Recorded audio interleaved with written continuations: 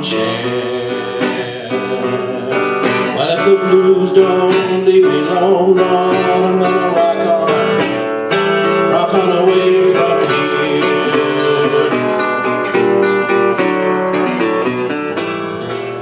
Mama bought a chicken, thought it was a duck, bought it to the children with his legs standing up. In comes sister, a spoon and a glass, and starts scooping out the gravy from his yes, yes, yes. Now, black cat down to St. Augustine, black cat sitting on a sewing machine, sewing machine.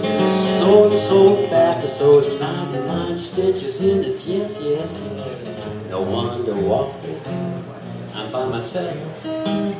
No one to talk with, but I'm happy on my shelf. A misbehaving, saving my love for you. I know for certain the one I love. I'm through with flirting, just you that I'm thinking of. A misbehaving, saving my love. Headlights. When you are driving an endless road, straight as arrow shafts, as sunbeams, as telephone poles, and the radio is silent, and the moon is full, and all about you is desert and telephone poles, and you drive with your headlights off, a swifter shadow among deeper shadows, and a car in the other lane approaches, its headlights on, its rays piercing the night like arrowheads, and you are drawn to it like magnets. Cries a headline from my computer screen. I sigh. So this is what I've been doing while sleeping. No wonder I rest so fitfully. And this must be why I now see the past as through steamed lenses or a fog heavy with damp fatigue. Scientists call it synaptic pruning, the removal of old neural connections, presumably useless, to make way for new learning, as if the brain were an overgrown hedge, unsightly and a grievance to the neighbor. My watch says 1:30, night, but the sun says dawn. I am flying into the future. The clouds are much the same here in the future, but their sense of foreboding is gone. The air on this flight tastes like cyanide, which is to say, bitter almonds. The flight attendants here pass out packets of almonds to curb the hunger that occurs during the ride. But cynicism starves such stomachs as mine. Even now I hunger for you. The oceans weigh on Sarah, pale and tall, with her eyes a boring brown, and her head someplace in the midst of icy cirrocumulus clouds. I wonder what she'd see if she looked down at us with the fog. Gnats swarming at her ankles? No matter. She stares ahead for the vacuum of spaces filled with stars. Don't look down, Sarah. It's a long way down. I'm told that this is how the universe works, that each transaction involves a loss of heat lost like youth or innocence, that we are all growing colder as we go about our exchanges.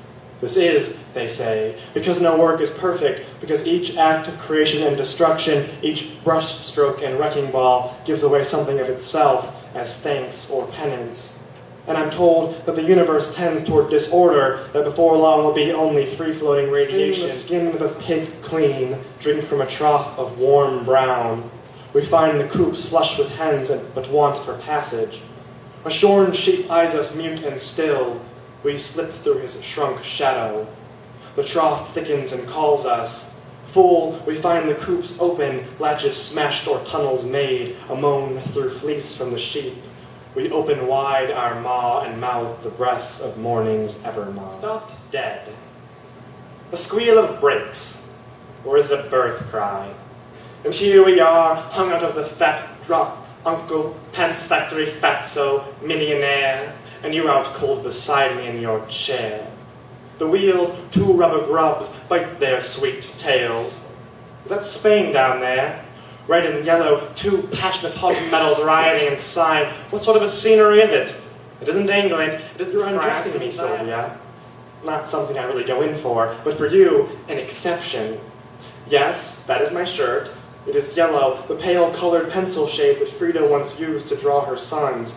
I know we both abhor its bumblebee hue and prefer the buzzing of the angry hornet, the bitter wasp, the frantic honeybee, but I wore it to remind you that there is always hope, thick and fat, trailing pollen. But you are above such cliché. Poem. And now my 1. Two poets sit in a coffee shop, sipping dully on the purpose of their work. A man lingers outside with a wanting cup breaking against his hand like brine on rock. Poetry is for the improvement of society. Poetry is about private transformation.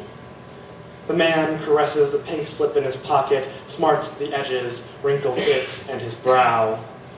The poets buy 2 more cups of chit-chat and leave. "You'll never steal from me again," you think to yourself several days after the ceremony, as you return your mother's wedding dress to its box in the attic, where not long before she had returned to it time and again, tracing each letter of her maiden self into the flimsy white fabric, quietly trying to hold on to what she knew had already been lost, trying to remember the soft sound of something she had owned.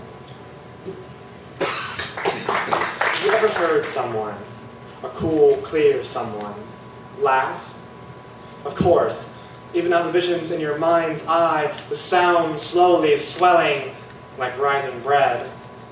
You know it's a true note when it arrives in lovely tendrils, mist curling upwards before the drizzle, the shower, the downpour, the way a dam buckles just before it bursts. But it can be false, the cold splash, the crashing wave, the straight